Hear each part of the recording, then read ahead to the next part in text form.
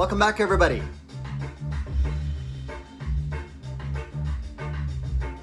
Good evening, ladies and gentlemen. Hope you're feeling fine. This is Reggae 69. Reggae 69. Brought to you by your high priest of reggae, the man called Laurel Aitken. As released through Palma Records in the UK. And get in the groove. When you do the reggae, your feet, you've got to move. And this would be the sound 69. that would change reggae in the UK and internationally. Makes you feel fine. Makes you feel fine.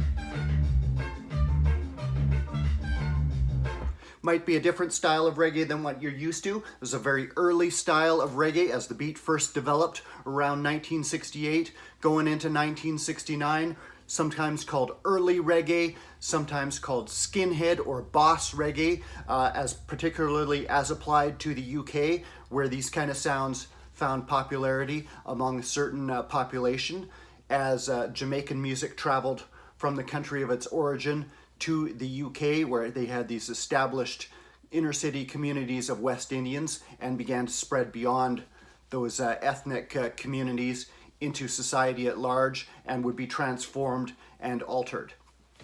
Laurel Aitken was one of the ones who fostered that musical cross-communication.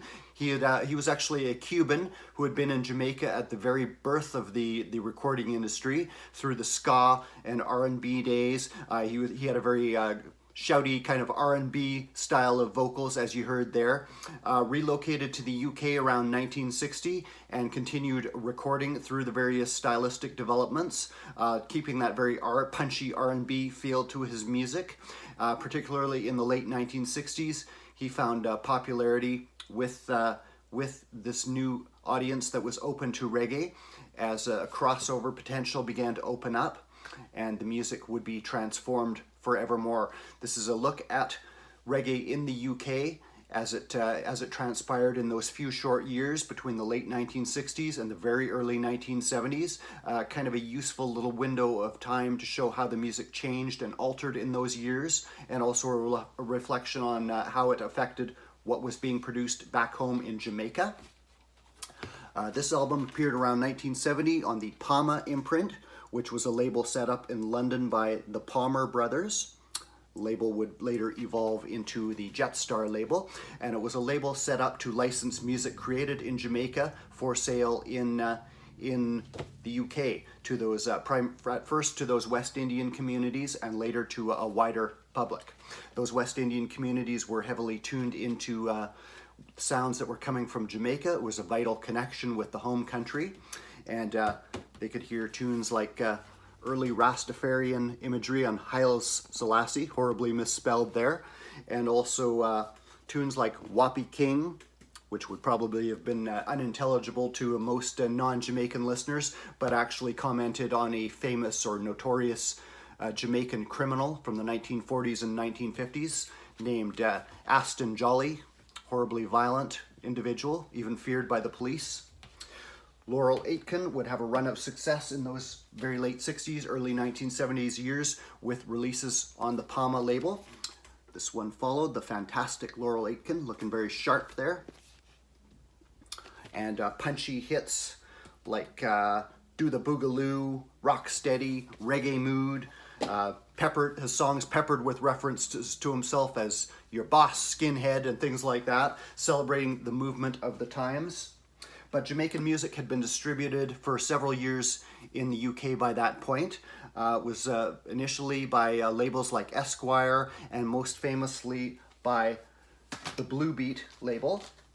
Blue Beat was a label set up by Emile Shallot, who ran a label called Melodisc, which had been founded in the late 1940s through the 1950s, releasing jazz, R&B, and calypso for the UK market, and was set up set up the Blue Beat imprint to release ska, early Jamaican R&B and ska in the UK. There's the famous Blue Beat label, very iconic label for a certain generation of listeners of Jamaican music. That's an early hit by Jamaican star Derek Morgan, Fat Man, very early 60s. Many of these hits would appear on the Blue Beat label through the early to mid 60s, several hundred singles released and LPs, as well as Derek Morgan. Prince Buster was a big star in the UK in this period. Derek Morgan, Prince Buster, the Skatalites would all travel to the UK from Jamaica to make appearances, and their records sold well. Records like I Feel the Spirit would be released on Blue Beat in the early 1960s, very early Prince Buster here. I did a spotlight video on him quite a while back. This is a more recent reissue on the Dynamite label. Early 1960s, got his great ska hits, Shaken Up, Orange Street, and many others. Wash All Your Troubles Away. As the beat began to change from ska to rock steady, a bunch of Jamaican hits began to make inroads on the UK charts for the first time. Prince Buster's own Al Capone hit the charts, the Skatalites' Guns of Navarone, and then a brace of hits by a previously unknown singer from Jamaica called Desmond Decker made the highest placings to date on the Jamaican charts. The first was called 007, Shantytown, and the second would be called Israelites. This is a UK or US pressing on the Uni label. In the UK it appeared on the Pyramid label. The lyrics to these songs would be in a heavy Jamaican patois, kind of unintelligible to most non-West Indian audiences. Poor me Israelites, me get up every day slaving for bread, sah, so that every mouth can be fed. Sufferer lyrics from Desmond Decker, but took him very high up in the charts in around 1967, 1968-ish. At this time, various other labels began to become aware or cognizant of the crossover potential of Jamaican music beyond these West Indian communities that were tuned into the latest records from Jamaica for their clubs, for their dances, for their sound systems, growing network of sound systems throughout the UK. As I said, the Palma label was also there. Boss Sounds on Palma. There's a Winston Groovy single there. I Like the Way You Hug and Kiss Me. Classic Palma label was one of these labels releasing records in the UK from Jamaica. There's another one. This is a Palma imprint called Escort. Kind of obscure tune. Nice soul vocal. Engine number 9 on the flips on the A side there. It would be Island Records that would have perhaps the longest, the greatest impact on Jamaican music in the UK. They'd actually been founded in Jamaica originally. Chris Blackwell, a Jamaican, traveled to the UK, to London in the early 1960s to set up Island properly as a UK label, traveling with singer Jackie Edwards, who helped him set it up. Big singing star, Jackie Edwards at this time. And he set up the Island label in the UK. Here's a very early Island single here. Hope you can see the label. Hallelujah by the Vikings. It's got sound markings from the Quaker sound system on there. Very early Island label, 1960s. The Vikings, it's actually miscredited. That is Toots and the Maytals. This is a ska tune from them. Here's another early Island label by Roy and Millie Small. There'll Come a Day. Millie Small had another pop hit with My Boy Lollipop in 1964, produced by Jamaican guitarist Ernest Ranglin, who had relocated to the UK, as did trombone player Rico Rodriguez and various other artists like Laurel Aitken, who had arrived. Laurel Aitken and Prince Buster were, Prince Buster, by the way, had he moved through ska, through the early R&B styles. As the beat changed to rock steady, he started coming out with slack or rude tunes like Wrecka Pum Pum. Here's a later LP of his. By this point, this is a reissue on his own Prince Buster label. It appeared on the Fab label in the UK. Here's this track appears on it. Fab. You can't really see the label there. Pum Pum, I'll Go Kill You. These are rude tunes referring to female anatomy, let's put it politely. These sort of horribly misogynistic tunes were popular at the time in a certain market. The Fab label, that was set up as a rocksteady imprint of Prince Buster, spun off from the Blue Beat label. As time went on, Island Records kept licensing songs from Jamaica for its releases in the UK, but gradually as the 1960s went on, they started to concentrate more on the rock market. About this time, there was another entity called Beat and Commercial Records that was operating, run by an Indian of Jamaican of Indian descent named Lee Gopthall. Through a series of circumstances, he ended up coming into contact with Chris Blackwell and renting premises that he owned to Chris Blackwell for Island Records offices. Gopthall had actually arrived in the UK from Jamaica aboard the Windrush ship. That generation of Jamaicans that arrived in 1948 is known as the Windrush generation, really established West Indian and Jamaican presence in the UK. He had arrived on that ship, had been working as an accountant before getting involved in music as kind of a sideline to earn extra money. Ended up starting this label called Beat and Commercial, which was a competitor to Island Records. But between Island and Beat and Commercial, they got together and decided to form a new entity called Trojan Records to spin off Island Records' Jamaican output so that they could concentrate more fully on rock acts like Traffic, featuring Steve Winwood, who as a member of the Spencer Davis group earlier had covered a couple of Jackie Edwards songs. Another early example of Jamaican music crossing over to the white audience at this time in the mid-1960s. The Trojan label had actually been started up slightly earlier by Island Records to handle Duke Reid productions from Jamaica, the famous Duke Reid of Treasure Isle Studio. He had a sound system called Trojan in Jamaica, which was named after the trucks that he used to carry his speakers and his stereo gear in to set up his dances. One of the top two producers of music in Jamaica. They released a few releases with him, found out he was double dealing, licensing the exact same records they had released to other labels, which was a common practice with some of these Jamaican producers when they licensed their music to the UK. So they cut off that imprint, but when they joined together with Lee Gopthall to form the new Trojan, they just decided to carry over the name. And Trojan Records, which has continued on to today through various ownerships, various changes of direction, would be forever identified with this late 60s, early 1970s period of reggae music as it crossed over to the UK to a wider audience, began to change in the way it was presented. Trojan began hitting with acts like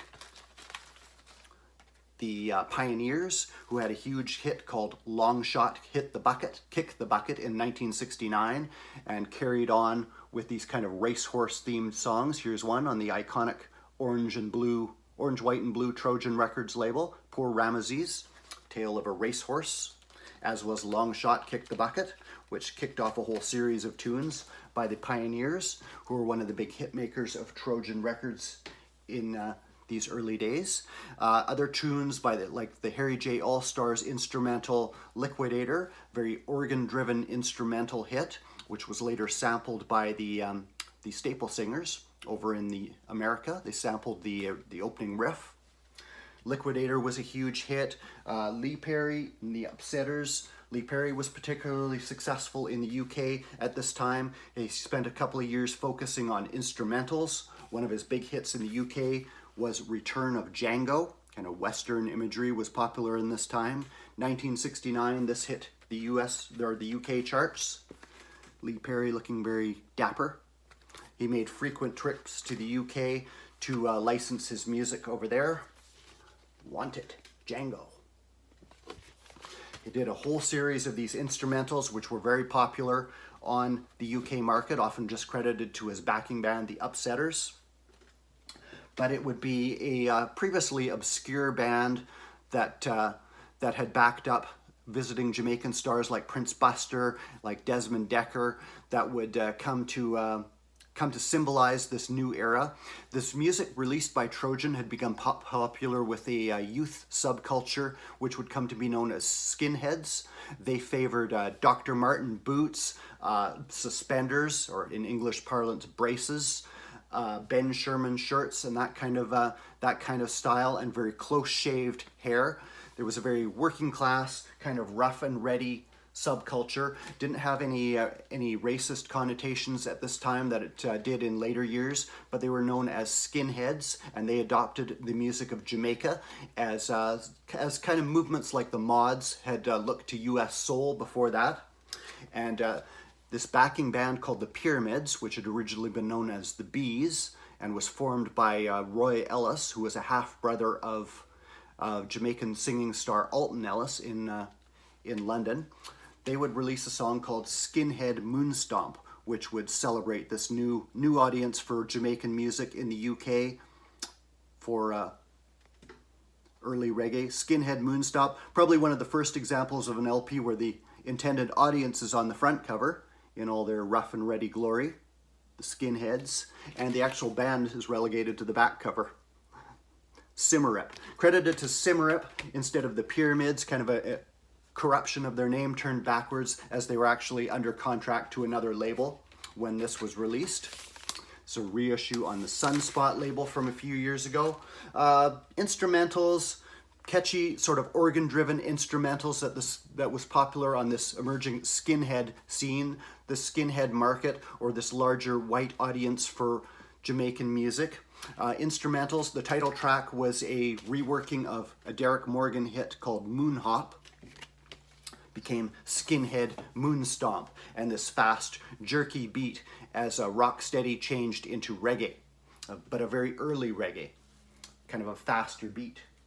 Trojan Records, as well as putting out this rush of hit singles like Long Shot, Kick the Bucket, would start releasing this music on LPs. The Jamaican music, heavily singles oriented at this time. LPs kind of an afterthought. It would continue to be singles oriented for some years to come, but they went a long way towards introducing the LP as a viable format through the Tighten Up series, which was a budget-priced collection of recent hits. So on here you get the title track, Tighten Up itself, by Lee Perry and his Upsetters, as well as productions by Duke Reed and several more Lee Perrys. Fat Man, later cut by Derek Morgan, I believe. And this would appear around 1969. Again, the iconic Trojan label, the label of choice for the skinheads at this time, forever identified with this point in history. Also have Tighten Up Volume 2. As these volumes went on, the covers got more risque. And hits again, here's again the Pioneers, Long Shot, Kick the Bucket, one of these iconic hits. Fire Corner by Clancy Eccles. Reggae in Your Jeggae by Dandy, who was somewhat of an in-house producer for Trojan at this time. The Rude Fatty Fatty by Clancy Eccles, as well as, again, Return of Django on there. These are the iconic hits of 1968, 1969, and all these great tunes. Some instrumentals, some vocals, all in that punchy early reggae style, more beat-driven, brasher maybe than what you're used to if you only know kind of the later reggae. In 1970, the reggae would really start to cross over to the pop charts in a big way. Jamaican singing duo Bob Andy and Marcia Griffiths would have a huge chart hit with a cover of Nina Simone's Young, Gifted and Black, which was overdubbed with strings in the UK to make it appeal more to a crossover market in a deliberate attempt to crack the pop charts.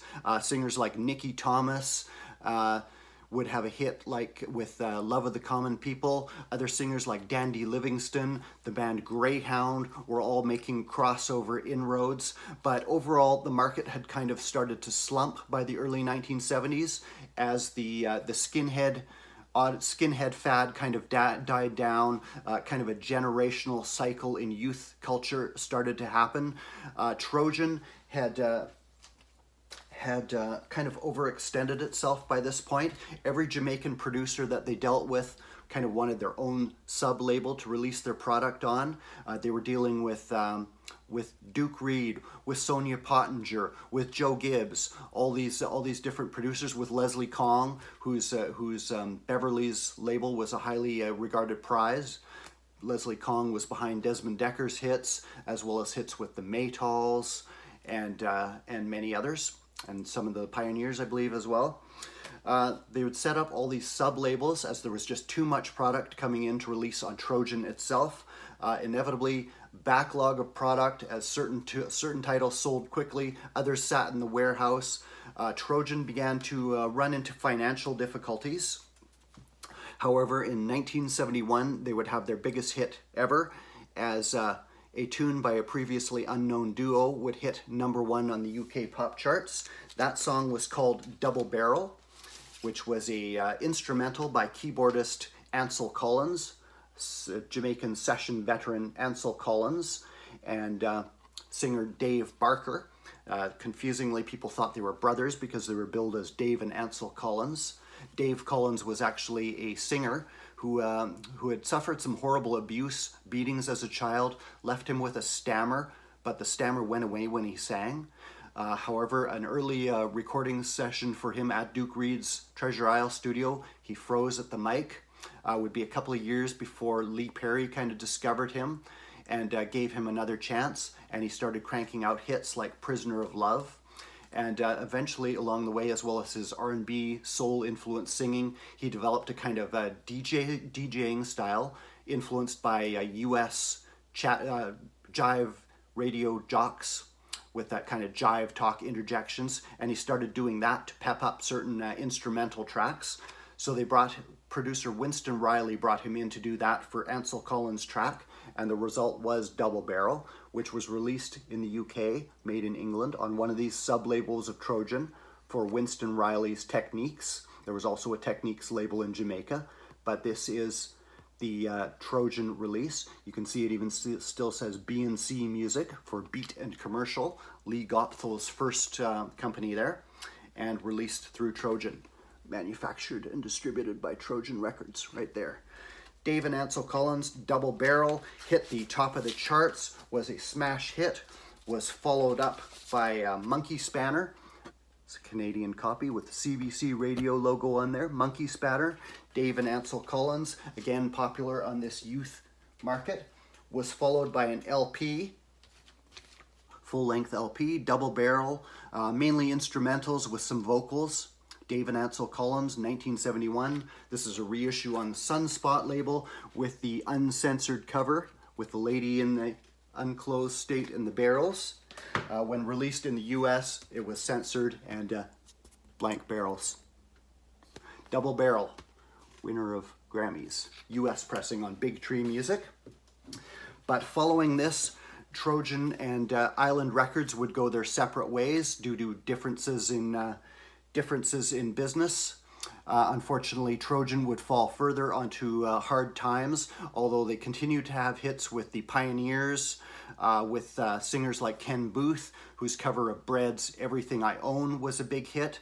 Unfortunately, in 1972, 1974-ish, they were subjected to a takeover by a businessman named Marcel Rod, who had another company, was very much a hard-nosed businessman, kind of in an underhanded way, ended up taking over the company with a majority stake, fired Lee Gopthel and most of the long-running staff, and that was the end of the original incarnation of Trojan. That kind of freewheeling, enthusiastic atmosphere that they had was over, but Trojan has continued through various iterations ever since.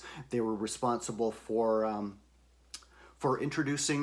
spreading the music beyond the West Indian communities, changing the way it was presented, presenting the LP as a viable format for a greater international audience, and that would be a legacy that has continued on to this day. There's still fans of that period of music called skinhead, also alternatively called boss.